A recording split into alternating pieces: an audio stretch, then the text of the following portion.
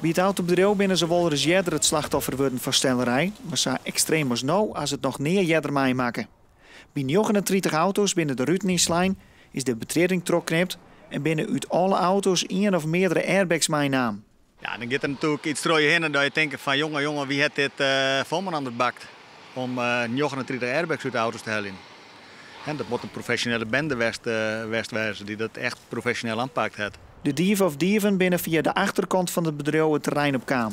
Als hij wat jongen had of dat er beveiligingsbeelden binnen, wordt nog uitzocht.